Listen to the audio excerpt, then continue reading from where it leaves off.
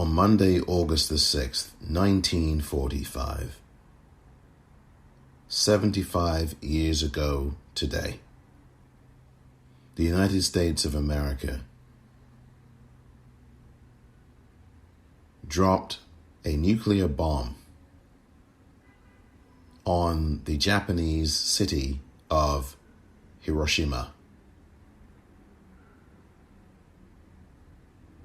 The plane that dropped the bomb was the Enola Gay.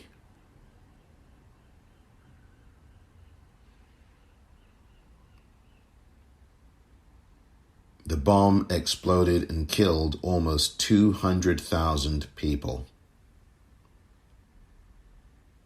The United States of America is the only country to have used nuclear weapons in the history of the world. We must never forget what happened today, 75 years ago, to Hiroshima and the people of Hiroshima. We must never, ever forget.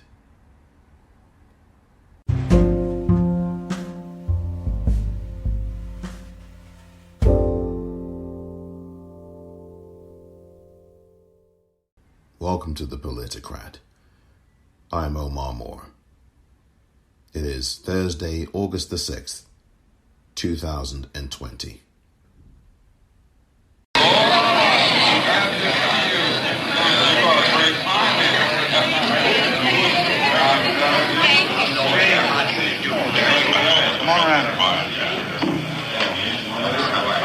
Hadn't been long since I think I could get that together.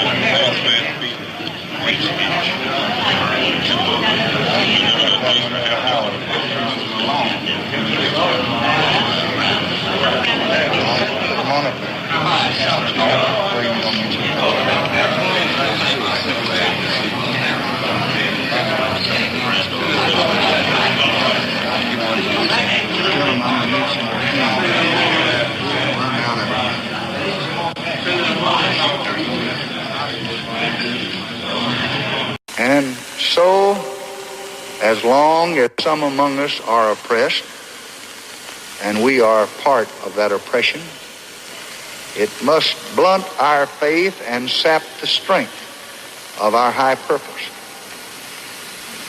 Thus, this is a victory for the freedom of the American Negro, but it is also a victory for the freedom of the American nation. And every family across this great entire searching land will live stronger in liberty, will live more splendid in expectation, and will be prouder to be American because of the act that you have passed that I will sign today. Thank you.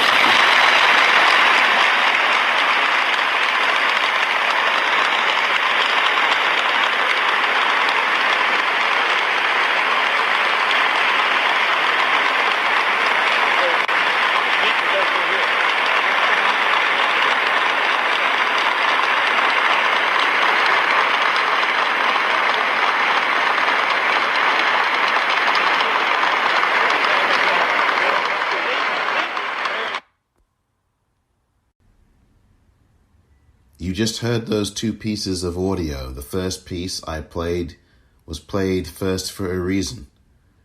You may have heard the voice of Dr. Martin Luther King Jr. within the first few moments talking about a great party.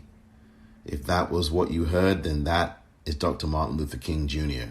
In fact, he was there on this, the 55th anniversary of the signing of the Voting Rights Act. In that ceremony, in that room, were such names as John Lewis, such names as James Farmer, and I believe Rosa Parks was also in that room, and I believe that Dorothy Cotton may well have been in that room as well. It was a momentous occasion, and the reason I played that piece of audio first is because Dr. King and those other names I mentioned deserve to get that kind of attention, because really, the day belonged to them and all of their hard work and efforts over many years. You could say beginning in the 1960s, or 1960 itself, or 1961 with the Freedom Rides.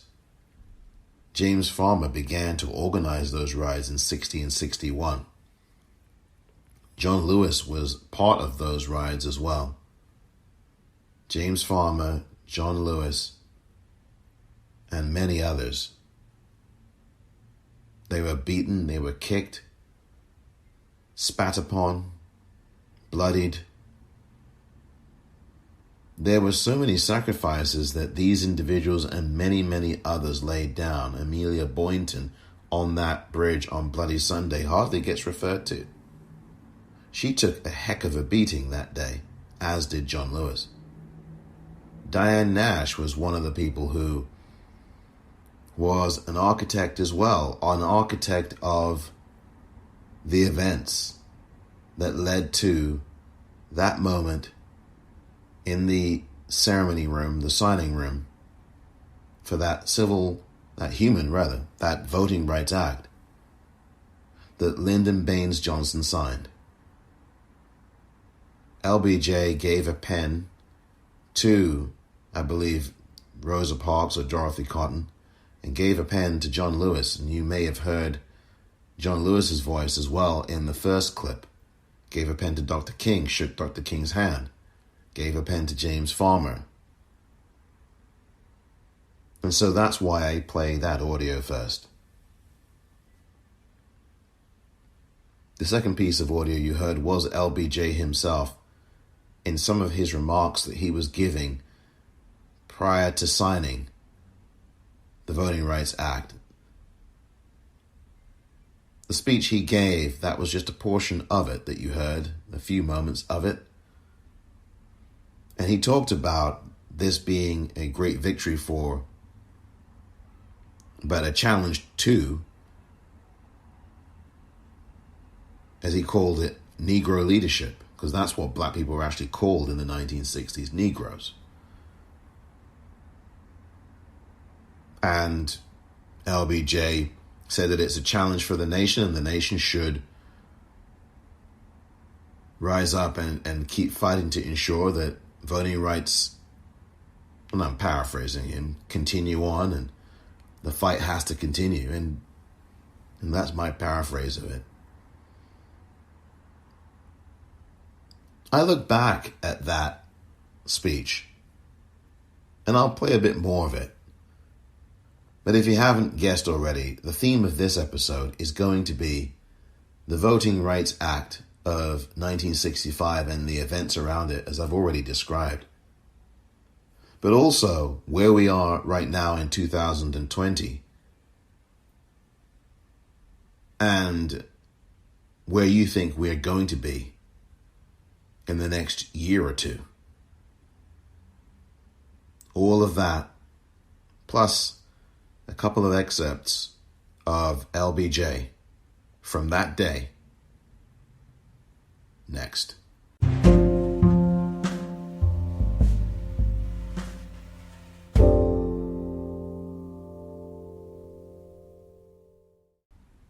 Welcome back. On this day, 2 more states voting information for both Minnesota and Mississippi. That's coming up a little bit later. But first, the theme of this episode, August the 6th, 1965. That was the date, 55 years ago today, that President Lyndon Baines Johnson, Dixiecrat, signed the Voting Rights Act. This is 95 years after the 15th Amendment.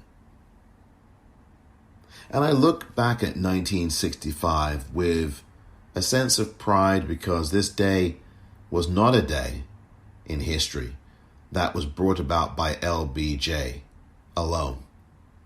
Far from it. This was a day that was brought about by activists, proud activists, dedicated activists, black people activists, black people, white people who also played a role. There were a few who went along on those freedom rides and shed blood as well. This was a day for Viola Luiso as well. This is a day for James Reeb as well. This is a day for Andrew Goodman, Michael Schwerner, and James Chaney as well.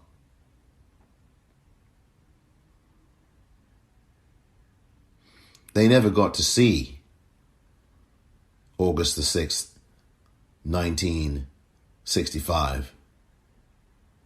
But this was their day. This was also a day for Jimmy Lee Jackson. This was his day too.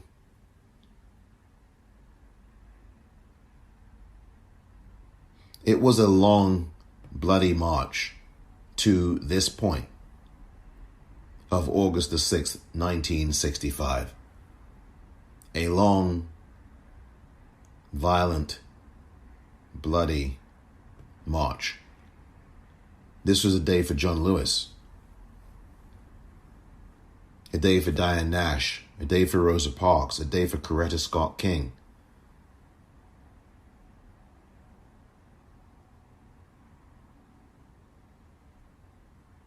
This was their day, a day for the activist community. Change never happens from the top down. You've heard many people say that over the years. Change always happens from the bottom up.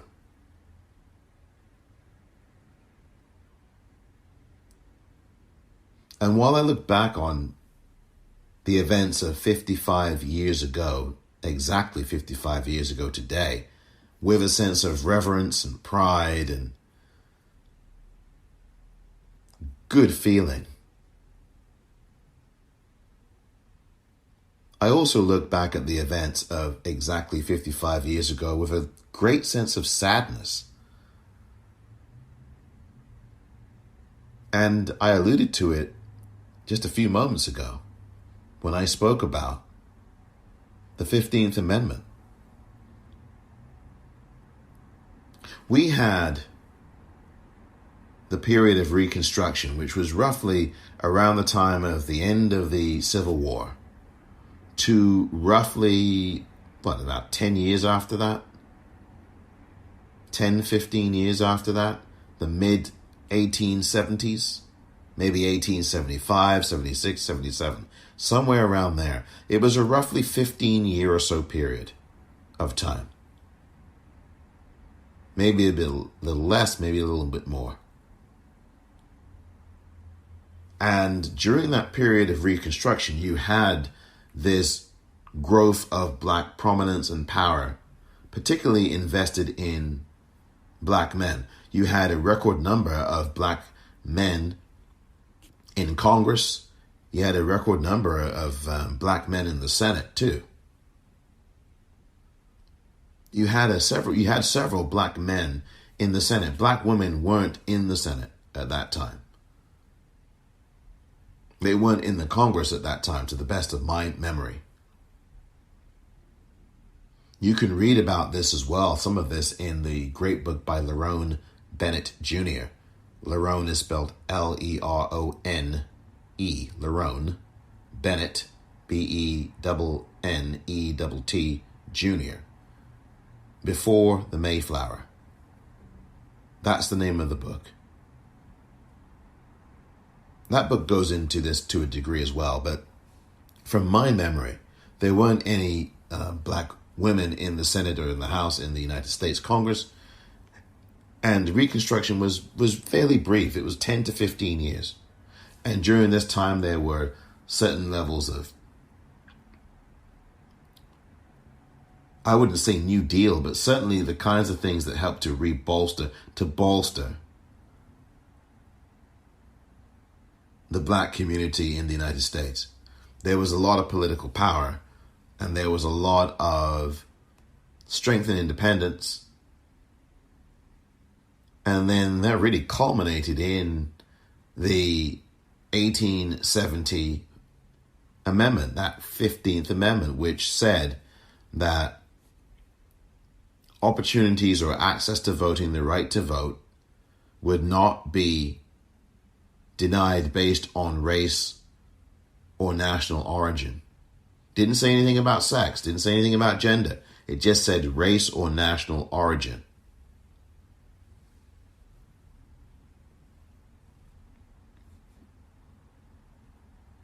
So there were black men who were able to vote. In 1870, the amendment was ratified, I believe, in February of 1870, maybe March of 1870, one of those 2 months. So the 15th Amendment in 1870 had given black men, at least, the opportunity to vote. Now, there is no right to vote in the United States Constitution. None. Which, quite frankly, is one of the biggest reasons, along with the Supreme Court decision that I'm going to talk about in a few moments, why you're having all these blocking and obstructions of voting and suppression of voting right now in the United States in 2020. There is no officially established right to vote in the United States Constitution.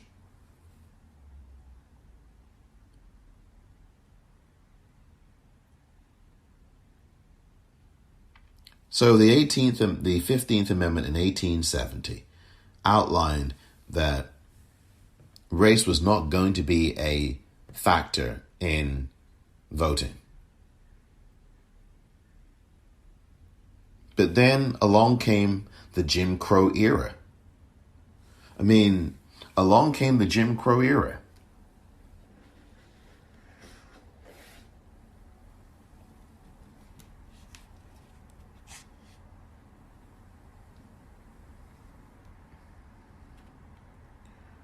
The early 1900s, Reconstruction did not last all that long, and then there was the racist white backlash. White people reacted angrily. Reconstruction, we don't want black people getting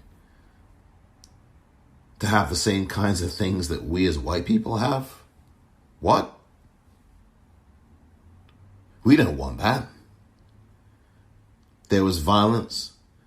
There were many acts of violence all across the country against black people. You had the white terror attack against black people in Tulsa, in Greenwood, in 1921. You had that violence against them, against black people. White mobs ran amok, terrorist thugs, murdering at least 600, killing at least 600 black people. I know the number says 300, but according to Joe Madison, who's part of the American Red Cross, the Red Cross were on the ground in the aftermath of that racist attack and that terror attack on black residents in a very prosperous town that they controlled and owned, really, Greenwood, in Tulsa, Oklahoma. And the Red Cross on the ground treated and attended to the dead bodies, and they counted 600. So you had all of this backlash, this violence by white people against black people who literally less than 50 years or so after the end of enslavement, 60 years after the end, less than 60 years after the end of enslavement, had towns of their own, had businesses of their own, controlled the dollars in their neighborhood, thriving metropolis, not just in Greenwood, Tulsa, Oklahoma, but also in Rosewood, Florida, and a number of other places around the country. Black people were inventing things, they've been inventing things for decades.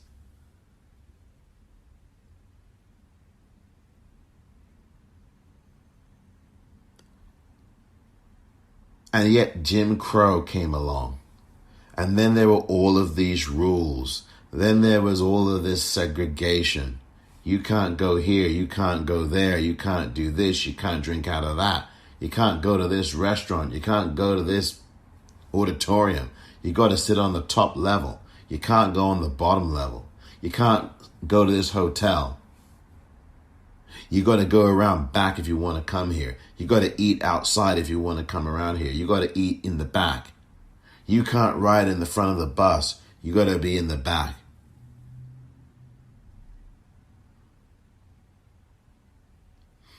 All of this violence. Wait a minute. If we had the 15th Amendment in 1870, why was there a need for a Voting Rights Act 95 years later? You might ask.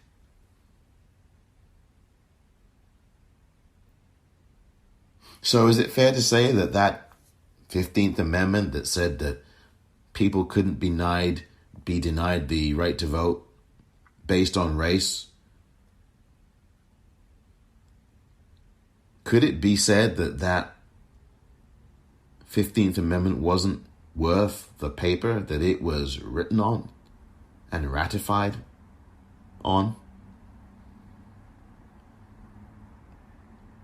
There's this moving of the goalposts every time black people make progress in this country. White people and the system of whiteness yank it from underneath them. And that fight has to continue. And it has to continue and continue. And it got to a point where people were dying in Mississippi, all over the South in particular. Some in the North, but all over the South in particular. You had groups of black and white people in the freedom rides coming in to the South from the North, from the East Coast. And they were there to register people to vote in 1960, 61, and so on. As I said earlier, some of those individuals were killed by white mobs, violent, racist mobs of white men.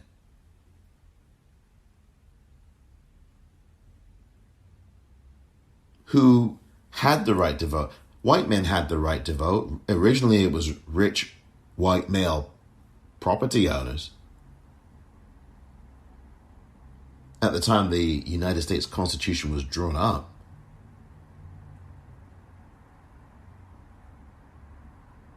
back in the 1780s, 1787, 1789, Constitutional Convention. In 1787, in 1789, the Constitution itself was official. And at that time, it was really applying to white male property owners only who had a right to vote. Now then, white people got white men had the right to vote pretty much though throughout. And yet you've got white people saying, no, you can't vote, black man and woman, black man, you can't vote. We don't want you to vote. So we're going to kill you. We're going to kill you. And we will kill anybody who tries to get you to register to vote. We're going to kill everybody who wants you to vote. And we're going to kill you. That's what white men in particular were saying. And not only were they saying it, they were doing it. And the police contributed to that in no small measure.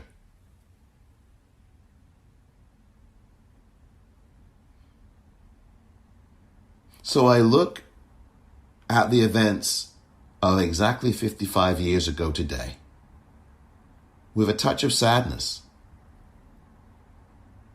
and a realization that we cannot take our foot off the gas pedal. We have to always fight just to get the things that white people have and take for granted. Black people have constantly had to do this. Brown people, Native American people are also not strangers to that fight either. Constantly fighting just to get the basic things that white people take for granted. Now, the suffrage movement in 1920, which had many black women in it, those white women and black women fought like the devil to get the right to vote. And by the way, as I've alluded to in prior episodes, there were many white women, pretty much all of them, who did not want black women anywhere near them, who stabbed black women in the back when it came to voting rights. Didn't give a rat's you know what about black women. Black women had fought in that movement. Black women had been leaders in that movement. And the white women in that suffrage movement hated these black women, had a lot of animosity toward them, didn't really want them anywhere near. And when white women got the right to vote in 1920, that is who got the right to vote. When women got the right to vote in 1920, it was white women, not black women, white women who got that right to vote. Black women had to wait another 45 years to this point, 55 years ago today, before they finally would have the right to vote in an election.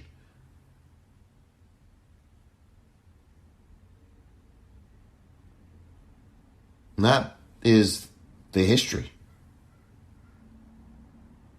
And so I look at this 55th anniversary with a sense of bittersweetness because, yes, it was a great day for the country. It was a great day for the black community, or the Negro community as it was then known and called. But look what's happened since. There's a fondness of watching that ceremony. You can go and watch the ceremony. I played you a piece of it. I played you a portion of the LBJ speech, and you'll hear a bit more from LBJ in a few minutes. But there's a fondness and reverence and nostalgia for that day, 55 years ago today, but there's also a great level of sadness. Look at where we are now. We've got someone in the White House who is doing everything out in the open. Everything out in the open. And one of the clips you'll hear that I'll play is of LBJ after the signing ceremony 55 years ago today. In that signing ceremony, after the formal aspects of it were over, he wanted Everett Dirksen, who was the Senate Minority Leader in the Republican Party, Republican Senator in the Minority Leader. He wanted Everett Dirksen, who was a good friend of his, by the way, to be part of the photograph, and others. And you can hear LBJ, and you'll hear LBJ saying, where are all the Republicans? They are part of this too. They are part of this day too. They made this happen too. Can you imagine the guy in the White House now saying, where are all the Democrats? When he does signing ceremonies, you don't see any Democrats around. All you see are white men who are Republicans. And maybe, if you're lucky, one black man.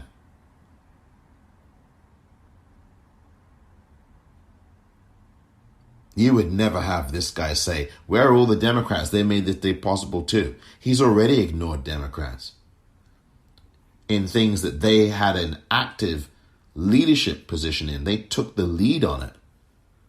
And he never puts them around him in a signing ceremony. And I kind of find it now, looking back at the moment when LBJ, and you'll hear it in a few minutes, where he says, where are all the Republicans? Where are the Republicans? They were part of this too. It's kind of ironic because Republicans are the biggest vote suppressors in the nation, in the history of this country. The Republican Party during the 1960s, especially after this Voting Rights Act got passed, they went hog wild suppressing votes. And they've done it for decades now. For decades.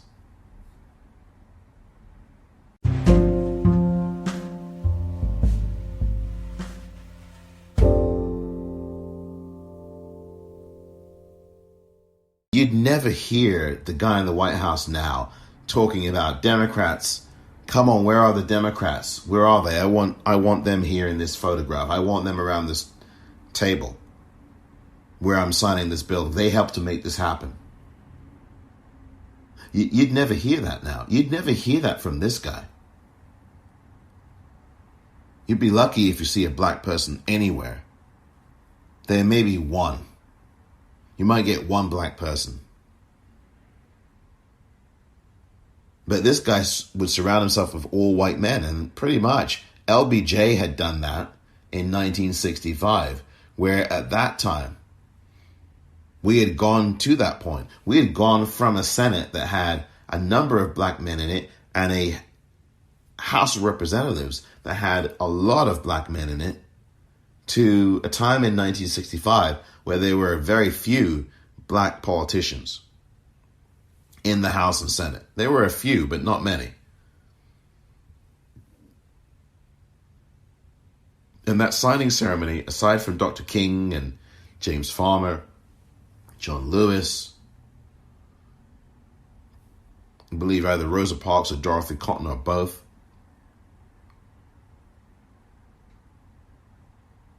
maybe Diane Nash was there as well. Apart from them, there were no other black people in that room. Now there's no black people now in today's signing ceremonies in the White House in 2020. Or in 2019, before this pandemic really took off here in the US. I just look back on a day like August the 6th, 1965, with a faded nostalgia, but it's good and it's sad too at the same time. Because with this odious Supreme Court decision from 2013, the Shelby versus Holder decision by Chief Justice John Roberts, that decision single-handedly erased much of what Dr. King, Diane Nash, John Lewis, Hosea Williams, James Farmer, Amelia Boynton, and numerous others, Coretta Scott King, Dr. King, all of these individuals and more that I've not mentioned, it erased a lot of what they did. Well, not what they did, but the results of what they did, the fruits of what they got. And you can go on YouTube and watch that whole signing ceremony and everything. It was a day of pride. Dr. King was beaming, smiling with pride. And to have Chief Justice John Roberts author a decision like this one 7 years ago, Shelby versus Holder. It was as if John Roberts was Bull Connor. It was as if John Roberts in 2013 was Sheriff Clark in Selma.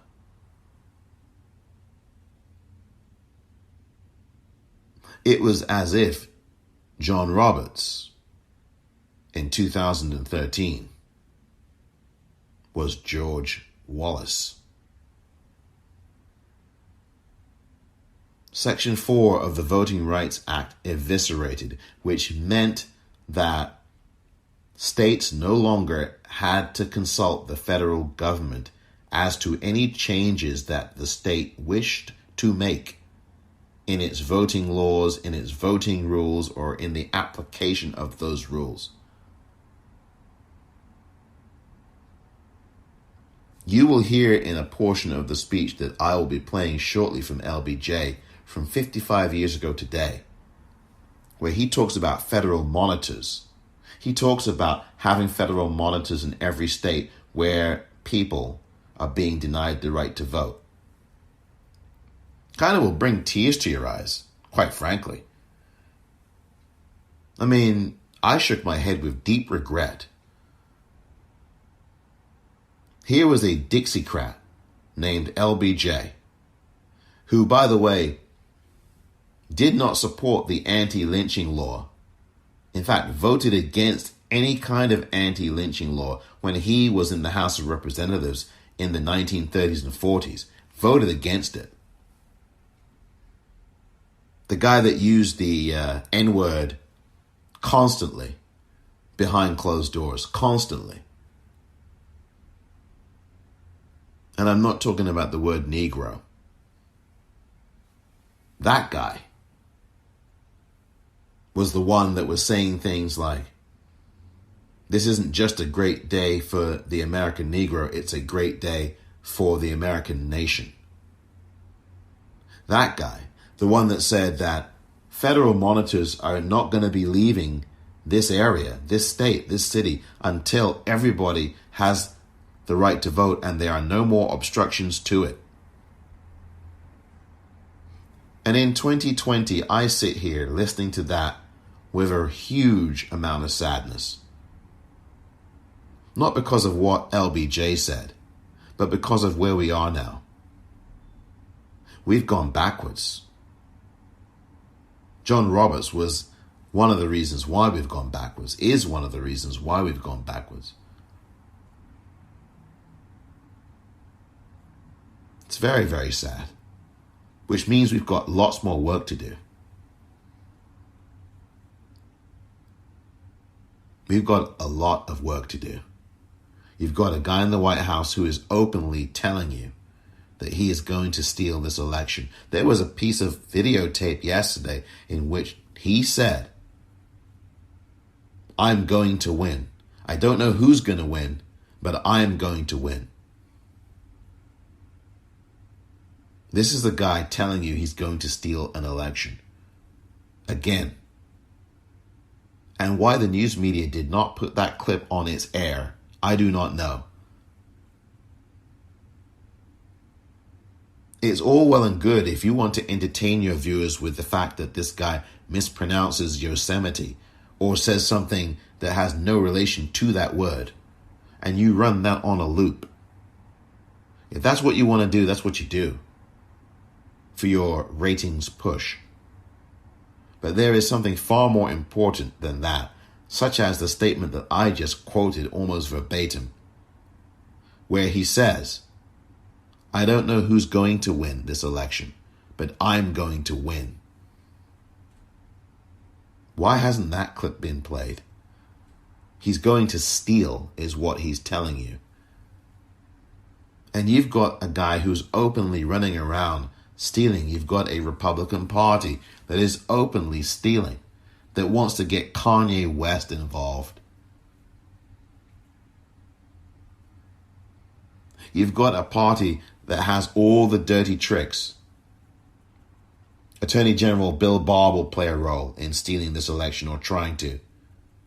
And all of this is because of, quite frankly, not only John Roberts.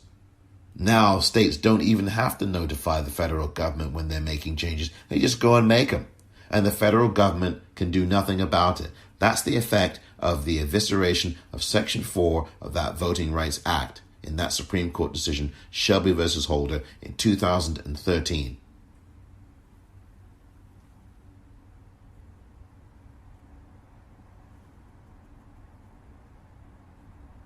The states, after that decision, within seconds, he had Tennessee and Alabama, all these states, almost, I think, 20 of them, 23 of them, overall ended up within the next year or so making these laws that made it harder for the people to vote, harder for black people to vote, harder for Native Americans to vote, harder for the elderly to vote, harder for the youth to vote,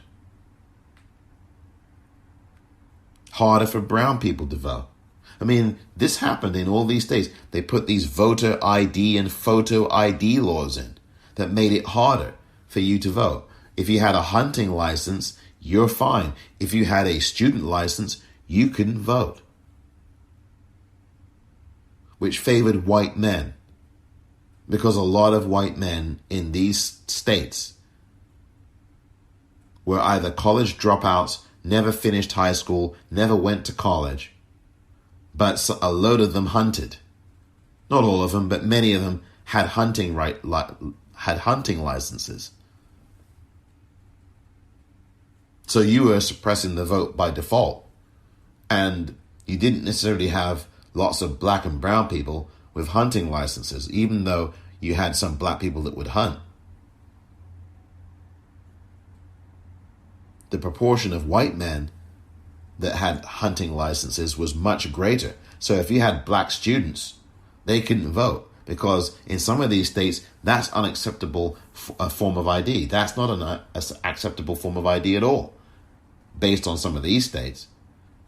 And some of these people did not have, some of the black people and brown people did not have driver's licenses, whereas more white people did.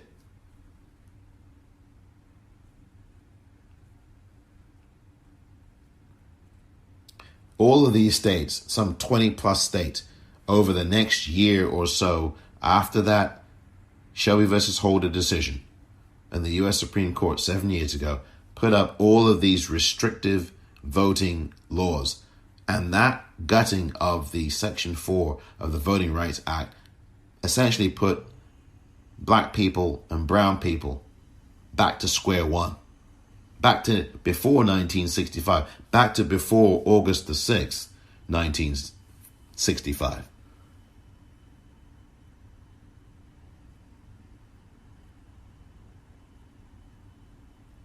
We have lots of work to do. John Lewis died last month, and exactly a week ago today, he was laid to rest in Atlanta, Georgia. President Obama, who was president at the time this Shelby versus Holder decision was made. Holder was Eric Holder, as in the Attorney General of this country at that time. President Obama eulogized John Lewis. President Obama mentioned in that eulogy, and has done many times to John Lewis to his face in person in the days that he lived on this earth, John, if it wasn't for you, I wouldn't be here. I wouldn't be president. At his inauguration, John, this is your day too. That's what Obama said to John Lewis. This is your day too. John Lewis had a day on August 6, 1965 as well. So did so many others, as I've mentioned. We are sliding backwards, though. We need to restore the Voting Rights Act. We need to restore it. We need to strengthen it, as President Obama said a week ago today.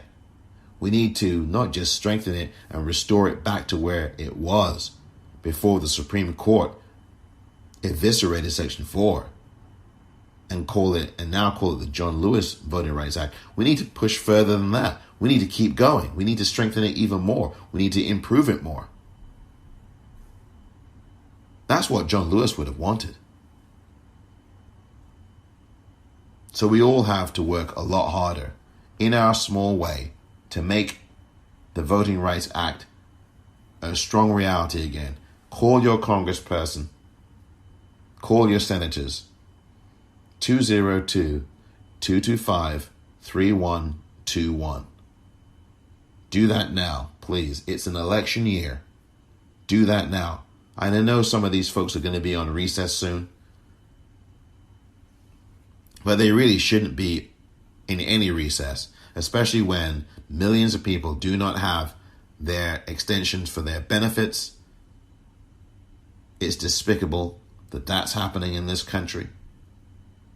People are being evicted from their homes now because the moratorium on evictions has ended. People are not getting that $600 anymore as an extension on top of their benefits and unemployment. And these people are holding your livelihood hostage.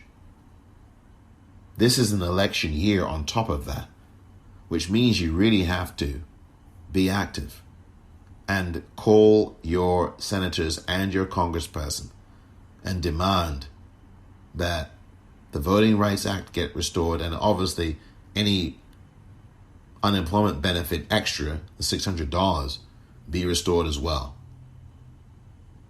That's the kind of thing you've got to do if you are someone who is in need, even if you're not. You should still call Congress.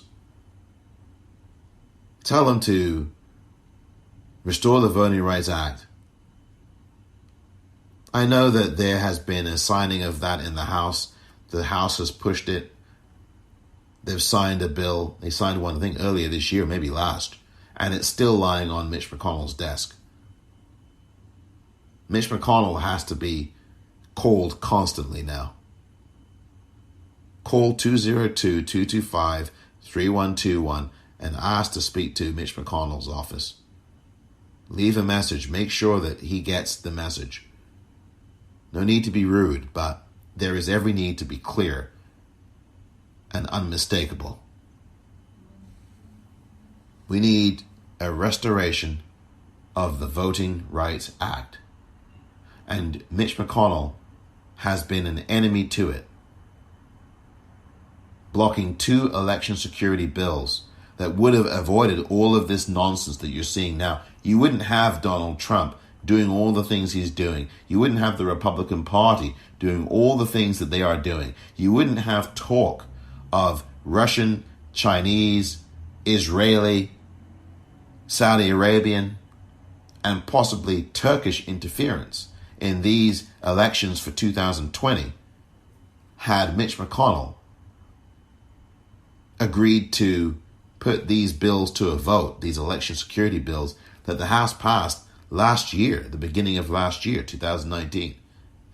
You wouldn't have had any of this. And what you need to do is vote as well. When I come back, I'm going to play you these 2 pieces of audio. One of them is roughly 8 minutes long. LBJ, part of his speech. 2 excerpts, but they are edited together from his Voting Rights Act speech from August the 6th, 1965. I'm going to play that to you. And also that piece about where are the Republicans. I just find that to be such a trip. He said that 55 years ago, did LBJ. You'll hear him. You'll be able to hear it. That's coming up next.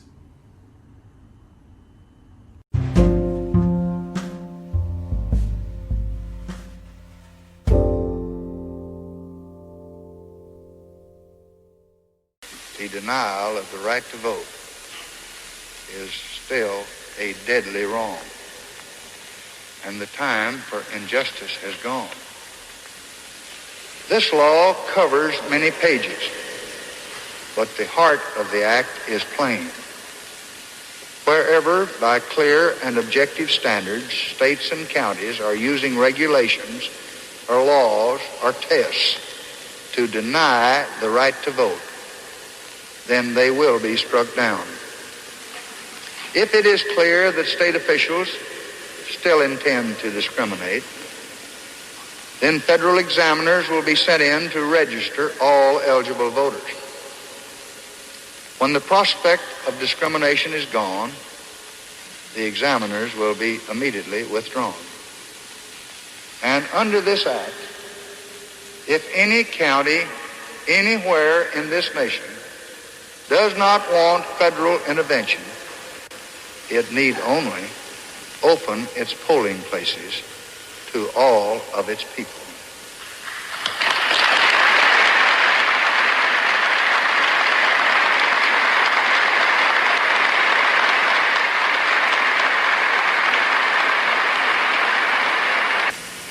This good Congress, the 89th Congress, acted swiftly in passing this act. And I intend to act with equal dispatch in enforcing this act.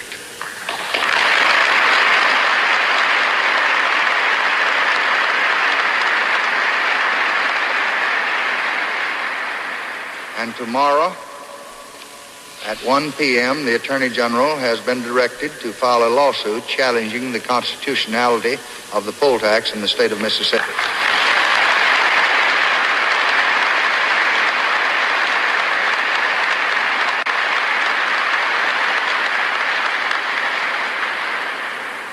And this will begin the legal process which I confidently believe will very soon prohibit any state from requiring the payment of money in order to exercise the right to vote.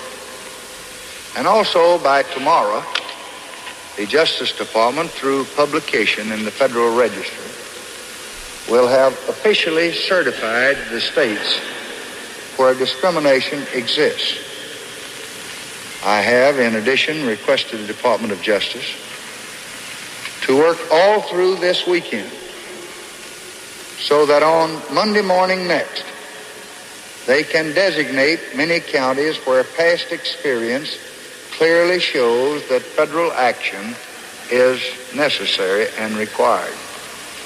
And by Tuesday morning, trained federal examiners will be at work registering eligible men and women in 10 to 15 counties.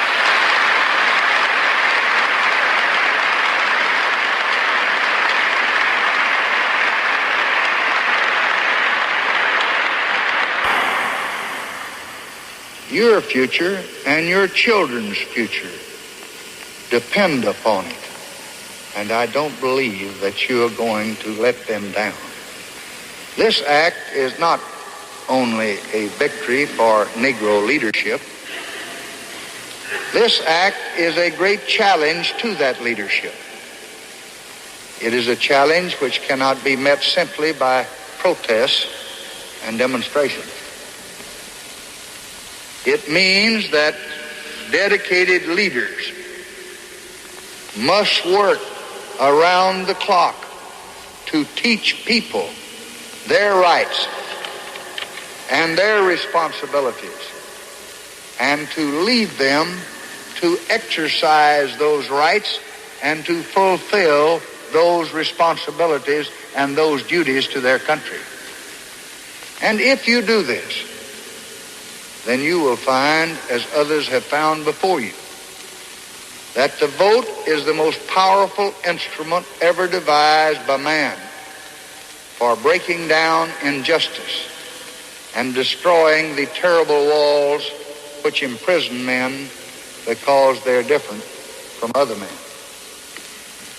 Today, what is perhaps the last of the legal barriers is tumbling, and there will be many actions and many difficulties before the rights woven into law are also woven into the fabric of our nation. But the struggle for equality must now move to a different battlefield. It is nothing less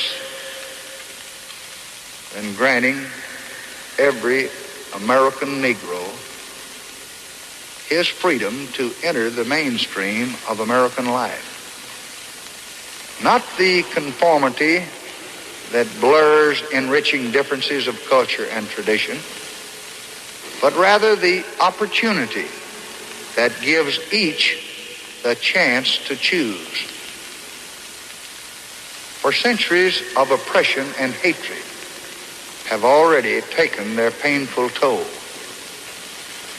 It can be seen throughout our land in men without skills, in children without fathers, in families that are imprisoned in slums and in poverty.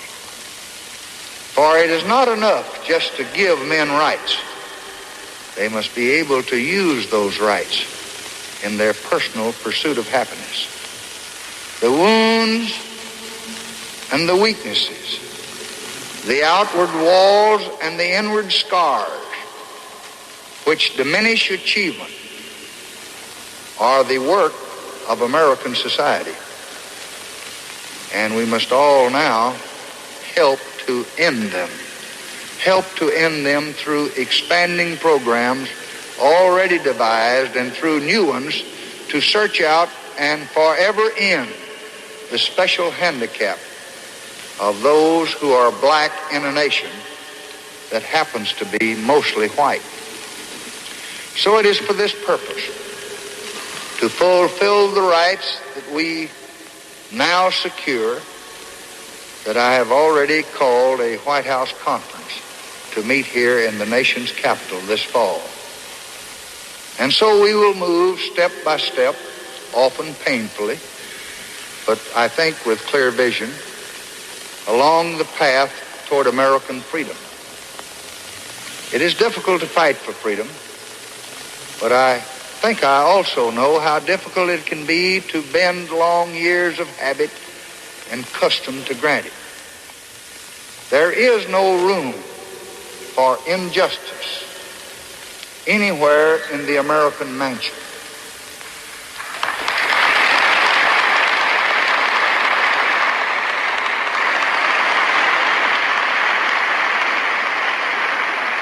Mr. President, can we have you with the Vice President and Speaker, please, sir?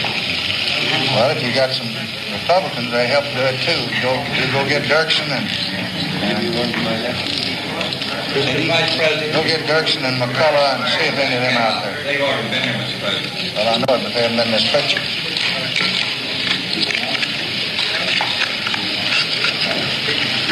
Javits ought to be out there somewhere.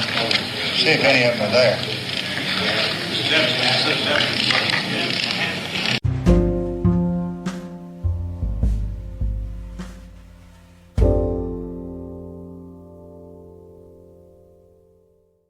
Welcome back.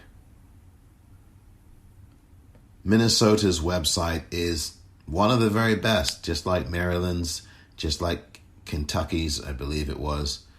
Really easy, clean, comprehensive sites. Voting information for Minnesota now, and for those Minnesotans listening, you will want to pay attention here. If you want to know how to register to vote online, this is the best way to do it. Really the official way to do it. You want to go to your web browser and type in SOS, that's Sam Oscar Sam, .state.mn, that's Michael Nancy, .us/elections-voting. That's sos.state.mn.us/elections-voting. That will bring you to the office of the Minnesota Secretary of State, Steve Simon. Below that, you will see a photograph of 3 people voting. The headline will say elections and voting. And as you scroll down, right underneath that, you will see 4 tabs. Register to vote is one of them. Other ways to vote is another of them. So if you are interested in registering to vote, you can do it. You can just click on that. You can also check your registration there as well. It's just very easy. It's laid out right in front of you. In the Other Ways to Vote tab, you can find out about voting early by mail, early in person, from overseas, the military, everything. America's been doing this kind of voting from overseas, absentee, I mean, forever. And absentee voting and voting by mail is exactly the same thing. Do not let anybody, including the guy in the White House, do not let any of them fool you. That's all designed to confuse. The deadline to vote in Minnesota is the day before the election. I wouldn't wait until then to register. I would register right now, believe me. And don't forget to check your voter registration every week until the end of October. Certainly check it until you get to vote, believe me, because you really do want to check it all the way through, though. Because there are going to be people, Republicans, who are going to steal your vote and try to move you off the voting rolls. Guaranteed. Republicans now are making a big march to that. The Republican Party. Greg Palast just talked about it in his book, How Trump Stole 2020. And I really do advise you to take heed of that. You know, Donald Trump talking about, well, I don't know who's going to win, but I'm going to win. I mean, that's him telling you that he's going to steal this election. We need mass turnout. We need an unprecedented turnout. That's what we need here. We need to have people turning out, whether it's vote by mail, whether it's early voting, whether it's on the day of the election, November 3rd voting. We need turnout that's unprecedented. All the Black Lives Matter activists that you have seen so far this summer and that you continue to see that the media is not showing you, where there are hundreds of thousands and millions of people in the streets all across this country, that's the kind of turnout we're going to need in October and in November. Or, in the case of Minnesota, September 18th.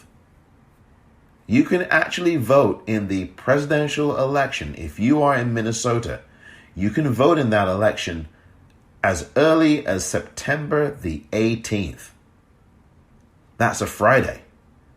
And what better way to celebrate your Friday next month than to cast a vote in the November 3rd general election? And you can do that in person. You can do that by mail.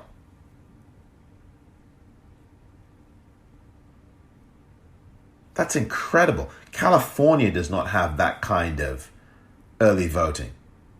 You have to wait till October. In pretty much every state, you have to wait until October.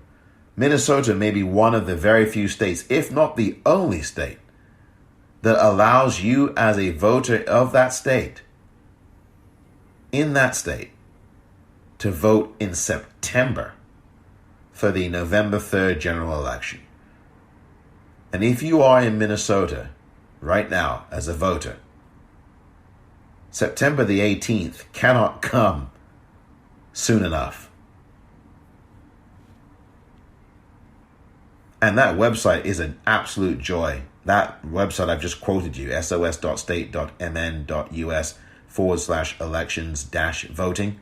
That is a godsend of a website. It's one of the very best. All the phone numbers are there at the bottom of that page, email addresses, and physical addresses, all the questions you need to have answered, everything. Everything is on that one page. Brilliant stuff. Totally brilliant. As I said again, you can early vote in Minnesota for the November 3rd general election starting on Friday, September the 18th. That is only 6 weeks from now, folks. 6 weeks.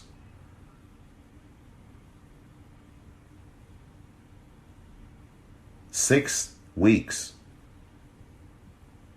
till you cast a vote in Minnesota for this November's general election.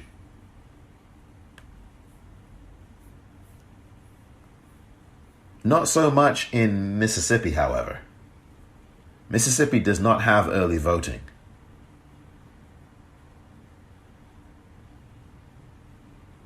But you can go to their website and see what they do have. sos.ms sos.gov/vote.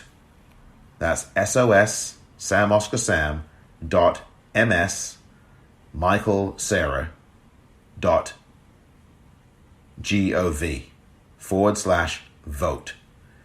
You enter that address into the web page, your search engine, your web page, search engine, and you will get your vote. That will be at the top left of the page. And the Secretary of State of Mississippi seal, and then you'll see, welcome to Mississippi's Online Voter Information Center. And you will see the voter registration heading on the left-hand side. You will see new voter registration. That is a mail-in application. So you cannot, if you are someone who's never registered before, and you are a Mississippi voter, or you're someone in Mississippi who wants to register, you cannot do so online. You have to click for a mail-in application. This is like Arkansas, if I'm not mistaken. You are not allowed to register online. You have to click for a mail-in application and fill that out. You may be able to, actually you can fill it out online. But you have to mail it in. You have to physically print it out, mail it in, and you've got to have a postage stamp. Now, I don't know why. This just really does disenfranchise people who don't go to the post office, who are elderly, who can't get to the post office, who may not have the amount of money for stamps. They might be poor. They could be poor. They are poor in many instances. So I don't know why the state of Mississippi cannot just allow people to have a envelope that is prepaid so that they don't have to go and get a stamp for it. This is all about delaying and slowing down and obstructing things as far as I'm concerned. Now, the website itself is nice and clean and straightforward.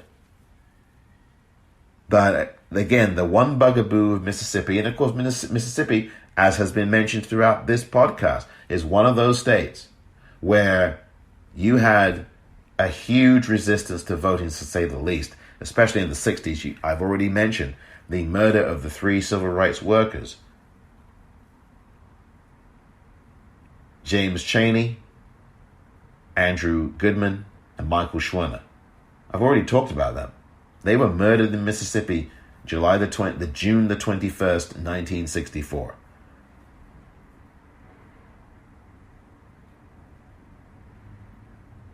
And still Mississippi tries to make it hard for people to vote.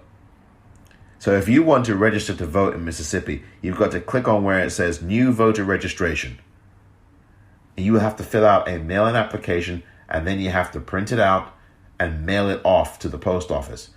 And you've got to get a stamp, because you cannot do mail-in. You can't just drop it in the box. You've got to have a stamp on it. Goodness gracious me. Why not just make it a prepaid envelope?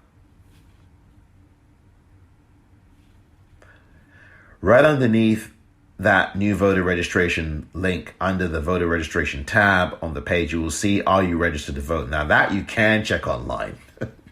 You can do that online. You can check that. But you cannot register online to vote. But you can check to see if you are. So anyway, you follow the prompts there. That's straightforward. Underneath, again, the voter registration tab, you've got those things. New voter registration. Are you registered to vote? Disenfranchising crimes. I think that's ironic. You can read about that if you choose. And then election frequently asked questions. That is your Mississippi Online Voter Information Center website. There's some good stuff on there, though. You can at least see your polling place locator, voter ID applications, frequently asked questions. I think the site is a good one. The only problem with it, and there's phone numbers as well. The Secretary of State's phone number in the bottom right-hand corner at the bottom of the web page. But the only problem with the Mississippi page is that it doesn't allow you to vote. It doesn't allow you to register to vote online. Just like Arkansas doesn't. These southern states, these pesky southern states, Or you can't vote online. You can't register to vote online. You should be able to have a first-time registration online. You shouldn't have to fill out a form, print it out, and mail it off, and have a stamp that you've got to pay and buy and mail off your form. You shouldn't have to do that. Voting in this country should be as least restrictive as possible. There should be a prepaid envelope, and in fact, quite frankly, you should do away with this. Is the 21st century. Who's mailing things out anymore apart from me? Come on, this should be easy, not hard. Make it easy for people. Have them registered to vote online. Just like almost every state that I've come across so far in doing this, all of them offer you an opportunity as a first-time registrant to register to vote online. Why are Arkansas and Mississippi two of the only states where you can't do that? Where you've actually got to fill out a form, print it out, and mail it off. I think Maine might also be one of them as well. But why does it have to be that way? Why can't people be given an option? Okay, if you don't want people to completely abandon it, give them an option. Give them an option to either mail it in or do it online. Why only restrict it to, you've got to mail it in?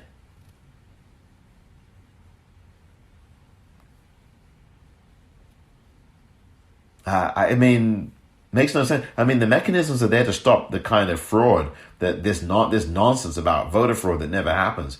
The mechanisms are there. The website apparatus is set up. They'll be able to see who's registered. In fact, quite frankly, this mailing in an application, that's the kind of thing that actually promotes people actually trying to do something wrong. Anyway, that's Mississippi's voting. Their website's good, but the fact that they do not allow for online voter registration for first-time voters is not good.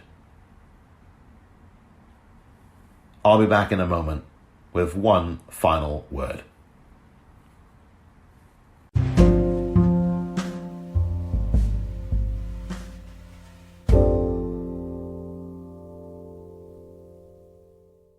Omar Moore here, and I want to say thank you very much for listening to the Politicrat podcast. Every day, a brand new podcast episode.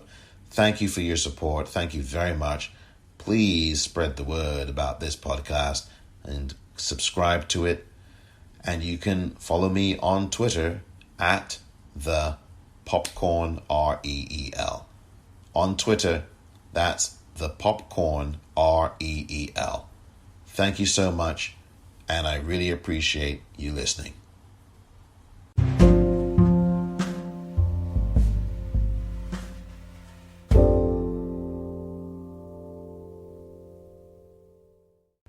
Welcome back. A final word from me. Tomorrow, August the 7th, that's a Friday, join me on Zoom at 6 p.m. Pacific, 9 p.m. Eastern, as I host a conversation about the documentary I Am Not Your Negro, featuring James Baldwin and directed by Raoul Peck. This is a series that the Mechanics Institute Library in San Francisco holds in August, called the Black Lives on Film series. Part of the Cinema Lit program at the Mechanics Institute Library. You can register now for this event. It's free of charge, and you can register at milibrary.org/events. Scroll down to I Am Not Your Negro. You will see a bio of yours truly. You will also see the curator of the event and of the series, Matthew Kennedy. And you will be able to read my bio as well, and also some of the comments that Matthew Kennedy himself makes. And he will be part of the event as well. But I want you to, no matter who's a part of the event, whether it's me or him or anyone else, I want you to be part of this conversation. I want you to be involved. I want you to spread the word. It is not too late to register for this event. It's free of charge. Don't wait. Once again, you go to milibrary.org/events, and you scroll down to where it says, I am not your Negro, and keep scrolling until you find the registration tab. Join me tomorrow, Friday, August the 7th, 2020, on Zoom at 6 p.m. Pacific, 9 p.m. Eastern, as I host a discussion about I Am Not Your Negro. If you haven't seen the film, it would be helpful that you did. And the film, I Am Not Your Negro, a documentary, is available on Netflix right now. Thank you very much for listening to this edition of The Politicrat. I'm Omar Moore.